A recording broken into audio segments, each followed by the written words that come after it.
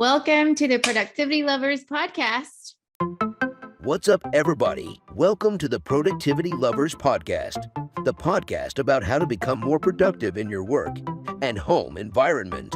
The Productivity Lovers podcast is brought to you by CRIS, a certified professional organizer, and Deb Lee, a digital productivity coach. Buckle up and enjoy the show.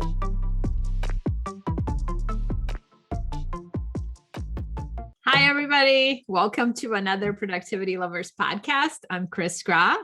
And I am Deb Lee. Welcome. Welcome. How are you doing, Deb? I feel like I haven't seen you in a few days. A few months.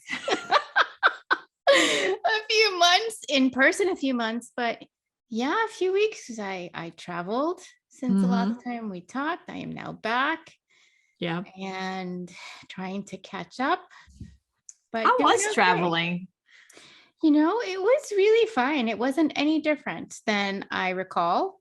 I have not been on an airplane in probably the 18 months that we've been sort of all sequestered in our homes. Wow. But the only difference for me was that I was wearing a mask. Yeah. I still went and got some Starbucks coffee at the airport. I still grabbed my water. You know, I still did all of those things, but I was navigating with a mask and, you know, like lifting it up and pulling it back down and that kind of thing. I still got to the airport the same amount of time I would normally. 2 hours in advance. What was that? 2 hours in advance. Well, hour and a half. Close enough. Hour and a half. I took it. Yeah. So it was fine. Airline was fine. People on the plane were fine. Nobody did anything eventful. So it was good. Nice. It's nice to be traveling with cooperative people. Indeed. So it was really fine. The flight was not really full. So that may have been a little bit of a difference. It was, probably half full. So we were all spread out, which was kind of good for me. Coming and going was the same. So no difference, really. No difference. So, which is, I think, a good thing. I think in the beginning, people were probably super nervous. Everybody did wear their masks. So, it was fine. Yeah. Doing all right. Well, I'm glad you got to experience a plane in a pandemic. I know. We're at the tail end of the pandemic. I would like to think that we are. Yeah. I would like to think that we are coming out of it better, stronger, happier. Perhaps I am glossing over some of the craziness, but I would like to think of it in a positive way that we've made it. We've made it this far. Right? It is not the subject of our podcast today, but I think in the next few weeks, I like to talk about something that I've noticed people talking about quite a bit lately. And that is like going back to routines and being productive, like they used to be, quotation marks, before the pandemic, right? Because I feel like everybody's routines has been completely destroyed. Some of it was in a good way. Some of it was in a bad way. Yeah. And now I feel like everybody's trying to like cram all of these habits and routines they used to have, and it's like not working. So I'm experiencing a lot of people's frustration. So maybe next time we can talk about that. Yes, I like it. So what are we talking about today? Well, I think today we had talked about talking about what is it like to stay productive when the world around you is like challenging your positivity or like challenging your energy or requiring things of you and your brain. Yes. And some of it can be in a short-term basis, right? Like I think you and I started this conversation and maybe you can tell us a little bit more about it. You were having a really bad day. I was. And you and I were supposed to record a podcast. And when we came to the call, I just sensed this energy about you that I was like, well, that's not like, we're not going to be productive today. So how do you, but it's, we have enough flexibility where we could show up and say like, okay, well, today's not a good day. Let's do it another day. But sometimes when you're at work and you have to perform and you don't have the space to deal with your energies differently, how do people stay productive is Yeah. kind of like I think that's the subject of today. So Yes, yes, it is. And I do recall that time. I think at the time we called it the Poopy Plumber episode. it was the Poopy Plumber day, and I was trying It to add was. some humor to your day because you had been so impacted by this I person's was. behavior, I and was. I just felt funny to call him the Poopy Plumber. So you're right. And We it may made me call this laugh. episode the Poopy Plumber. Well, and it did involve a plumber. Yes. So, So tell us and the story. What happened that day? so as everyone knows, I have been renovating my kitchen and a plumber showed up to do some work. And he had showed up previously and was unable to do that work because the carpenter needed to do something. So he couldn't complete his work, but he helped us in other ways. And he was actually quite nice. So when it was time to actually do the right thing, I called and I said, could we have that same person come back? And he did, except he came back with a massive chip on his shoulder, or perhaps he woke up on the wrong side of the bed, or maybe he just didn't feel like working that day. Whatever it was, he came with major attitude and he directed it towards yours truly, me. Mm-hmm. Yeah. And I was taken aback because it was not the same person that I had seen previously. Yeah. And I was shocked. And I make a point of being kind You to do. everyone, Yeah. no matter who you are in life. You know, what you see is what you get, no matter who you are. I am just kind to everyone. And so I was not anticipating that he would have used the tone of voice that he used. Yeah. Or the actual words that he used.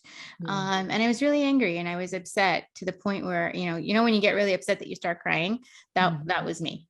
Yeah. That was me that day. And so you graciously let me share all of that. You're like, what's going on with you today?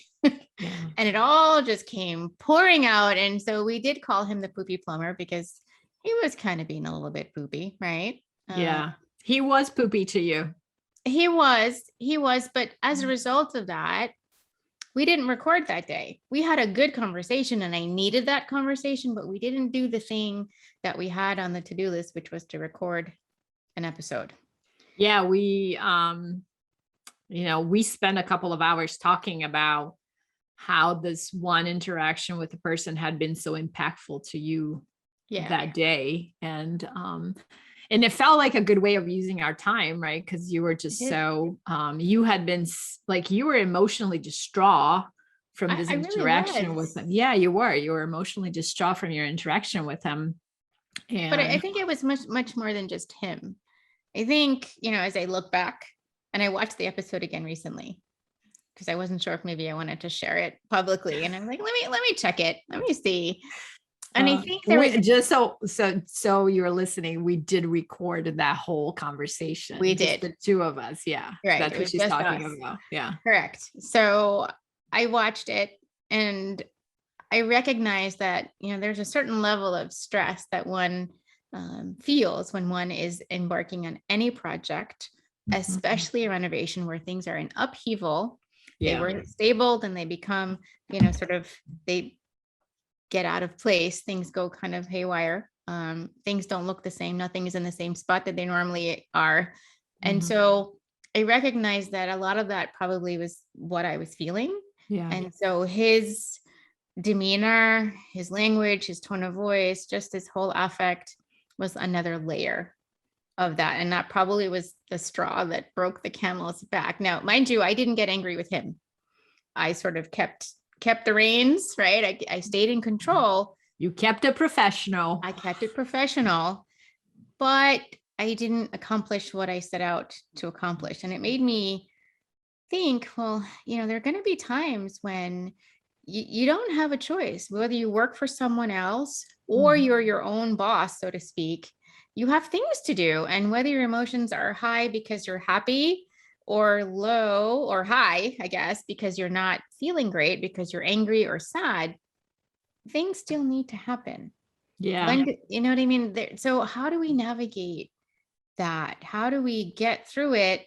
How do we acknowledge how we're feeling and then actually move the needle forward? Like just push, Yeah. push, push, and go for it. Yeah. So That actually just like, I just had a memory as you were speaking about that of like a time when that happened to me. I was like, I was in my late 20s yeah. and I worked for a very large company. Okay. Leave it at We that. won't name them. Yeah.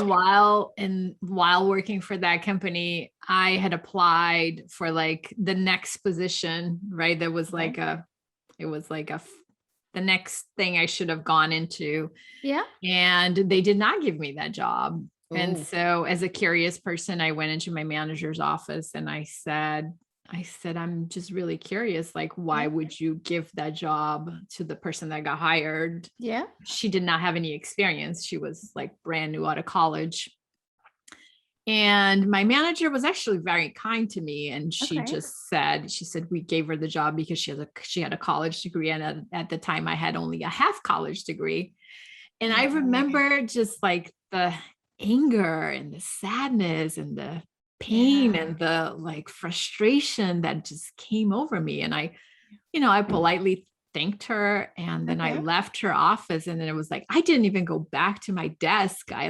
I went on this really long walk. And at the time I lived in Seattle, I remember like wearing high heels and just like, trudging up the hills in Seattle, like Oh, wow. just trying to burn off that, Poopy Plumber energy. And, Yeah. and I was like, it was so hard. And I remember walking for like an hour. I had blisters and Oh, just wow. finally like feeling calm enough that I felt like I could go back into my office and do some work. But the rest of the afternoon was like wasted. I don't think I was productive at all. So I think the thing to acknowledge here first is that like whenever we are in those situations, it is pointless to try to make your brain be productive, right? So I love what you said about acknowledging that there is all of this energy surrounding you around what's happened and just give it space, which is what you and I did that day. We basically just talked about it. And I feel that at the end, you were like, okay, I feel a little bit better. And I was able to get it out. I think it helped that I was talking to someone. So the physical activity of speaking, but also speaking to someone that I trust and that I like and who could appreciate how I was feeling. It wasn't like you were saying, oh, Deb, you should just do this or just do that. It was like, well, tell me how that made you feel. So it was really a good experience. And I think if you probably then, when you were 20, had someone to talk to and kind of get it out, although walking, in your case, hiking up a hill in high heels, probably is a good activity to kind of get some of that negative energy out. I'm curious if that 20-year-old now, however old you are presently, were to experience that same thing, how would you deal with it differently? Do you think there are different things you would do to sort of get yourself to work? Yeah, that's a really interesting question because I think like my 20-some-year-old I already knew how I dissipate that level of energy. And I think I think everybody that knows me would say I'm a half glass full kind of person. Yeah.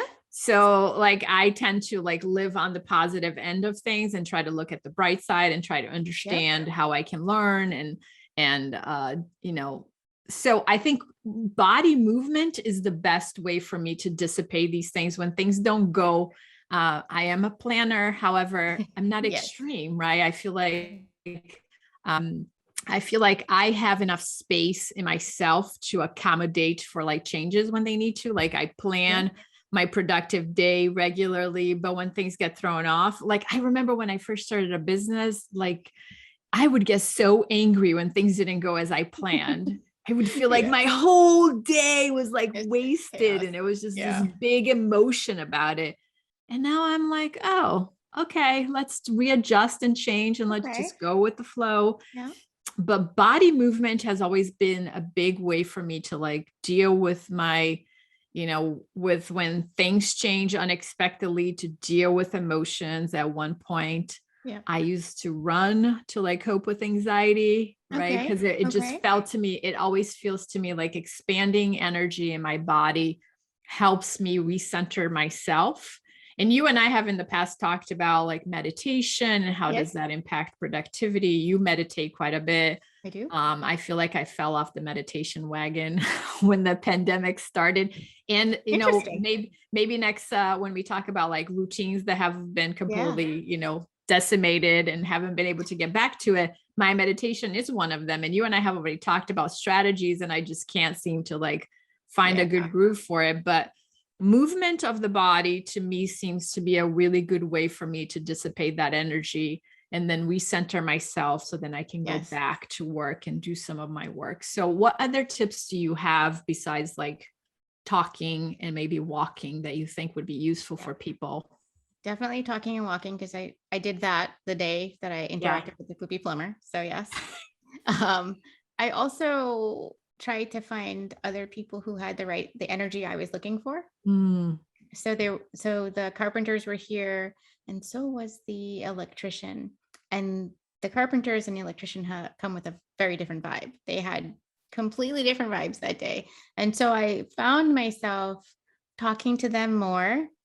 And I also was interested in what they were doing, and I was complimenting them when they solved a problem. I was very thankful. And I found that when I was reaching for my thankful vibe and my gratitude, my space of gratitude, that it just pushed away a lot of the negativity as well. And like you being a planner, I like getting stuff out of my head. So I opened up Basecamp, because that's where all of my project related things are for this renovation. And I went in and I went through, and I just started looking through all the things that I could do physically. Like, what is it that I could affect change? So, because then it puts me in some kind of action mode where I'm not just sitting saying, oh, I feel horrible. He spoke to me in a way that wasn't nice. And I wasn't wallowing in that space, because I was now occupying my brain with action and activity that would move my project forward. So I tried to channel the energy away from negativity into doing of something that would get the renovation even closer to completion. So getting it out of your head, making a list, even if it's just a list of one or two things, it's just a way of moving it forward. I also rearrange things when I feel, uncomfortable or upset. My mom does that. I will move things around. I will also clean. I'll break out the spray bottle and the cleaning cloth and start cleaning things, because it's very cathartic for me in particular. I know people don't always like to clean, but I'm one of those crazy people that does. And it just helps me if I can control my space and how the space looks and feels, then it gives me a sense of control, inward control as well. So I look for those kinds of activities. So organizing and cleaning are definitely a part of that. So on that day, I think I also did a fair amount of that. There was lots to organize around here, so it wasn't that hard to do. But I think just being able to tap into who you are and who you know yourself to be and what works for you is usually a good thing. So this is probably a nice time to start thinking through, like, okay, what are some things I've done in the past or that others have even suggested that might help me to recenter so that I can be productive? Because I didn't have the luxury of saying, well, I'm just going to sit here and not do anything. Right. That just wasn't part of my plan. And there were things that needed to be done. So whether it is a happy occasion where maybe you're planning a wedding, or there's a new baby coming, and you're excited about that, and that excitement is pulling you away from work, or something not so nice has happened and it's pulling you away from work, we have to find those strategies and those tactics that will help us still enjoy the good stuff or push away the negative stuff, and at least get one thing, a priority thing, moving forward. You know what I love? It's I think what came up for me when you're saying all of that is, like, in therapy, my therapist would always say, when your reptilian brain takes over, right, which is like your fight or flight. Yes. Okay. Fight or flight, freeze mode is like your brain can't think logically about what to do, right? Because you're in survivor mode. And like the way you cope with it is you calm yourself by cleaning and organizing. And to be completely honest, that's what I do too. Yes. My brain is like, it's like scanning the environment for I some know. messy area. And it's like, and it beams itself in a pile and It's like, like, there oh, I go. right there. And you just like, it's like a And magnet. It pulls you. it poos. And then you like start sorting and organizing and creating a sense of, I know you people out there are thinking you guys You're are nuts, crazy. but I think the truth is that what I was trying to say is my therapist would always say, like, have a list of these things that are just really coping things that you can do in time of distress that Yes. helps you reset your body back to normal. Yes. And you know, it's clear that our reset is like in the cleaning or organizing. Amazing. And for me, it's like body movement. Absolutely. And then it would probably be like meditating, right? So those would be my top 4 things before I could get like deconstructive and start like eating candy from Halloween. Right. So my brain goes to the top 4 things that are just kind of, if you think about it, I would consider them to be healthy ways to deal with my stress and my anxiety that then can let me reset and go back to work and still be productive. So I'm wondering, I think the suggestion I'm making here is, if you don't already have a list like that, make one. And if you find yourself in a high stress situation all the time where you're constantly having these, poopy plumber moments where you're like getting distracted and like your whole day is upended by emotions, what does your list look like? Yeah, no, I definitely cleaning and organizing would be at the top of my list, but I would encourage everybody listening or watching, if you're checking us out on YouTube, to, spend some time with yourself, 5-10 minutes to kind of figure out what is it that can help you to just get back to baseline. Just not happy, not sad, just normal, average, everyday you, so that you can get on with the rest of your day. What are those things? What do they look like? And maybe it is just, walking outside and taking a deep breath. Maybe it's looking at your plants. Maybe it's talking to your dog or your parrot or your fish. And if you don't have any of those things, maybe it's just that green break. Maybe you call a friend. Maybe you start jumping around and dancing. You do some jumping jacks. Maybe it really is jumping on a treadmill. I like that. Right? It could be dancing. I do a lot of dancing. I don't do enough dancing. I didn't disclose that, but here's the part like where I throw in some tidbit about myself. I dance in the bathroom all the time. Okay, you got to send me a picture or a video of that one. That is like what happens in Vegas, stay in Vegas kind of situation. Well, absolutely. The whole point of this episode was emotions come and go. And you can't argue with emotions, no. Even if you're being irrational. Emotions are emotions. They were how you feel. So yes, acknowledge them. Don't shove them under the carpet, but also don't sit with them forever. Don't sit with them the whole day, right? Ruminate. Don't perseverate. Find a way forward, even if it's just a tiny step, 1 inch forward. What is it that's going to get you from how you're feeling to feeling better? Right? So it could be small, it could be big, and every day serves up a different, set of experiences. So, have a bag of tricks. So I love your idea of having a list, because when you are also high on emotions, you may not remember some of the things that is for sure help you. Yeah. Right. So having a list posted would help. Yeah, for sure. And I think in my work with, with adults that have ADHD, I think people get really stuck on those emotions, which then prevents them from going back to like doing any sort of work afterwards. And I love the idea of like having this bag of tricks that then you can pull out. And if you never thought about this before, maybe like today we brought some awareness to to just the fact that there are extreme emotions outside of us, from people, from our bosses, from our family, from our kids, from our friends, that like we have to hold a space for it. And that has a significant impact on our productivity. So I learned a lot. I learned a lot about myself And I didn't think about, I'm going to add dancing to my list of like my top Oh, 5 I things love that I that. go to, because I think, like, as I was saying it, dancing just brought happiness to my Yeah, because your body face, as I you thought just about it. Yeah, I lit up. I smile. was like, oh yeah, there's Yeah. dancing. So putting on music, even if you're not going to dance, right? Yep. Throwing on some really music that makes you really happy or that can change your mood.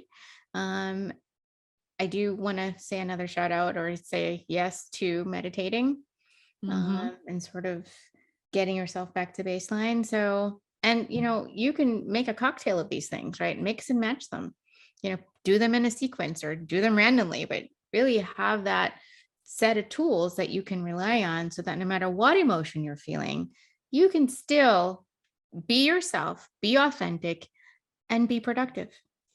I like it. Me too. Awesome.